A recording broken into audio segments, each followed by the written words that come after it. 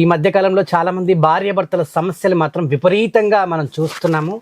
చాలా అవుతున్నాయి. మనం సోషల్ మీడియాలోనే కాదు, మన నిజ జీవితంలో కూడా మనం చూస్తూనే ఉంటాం.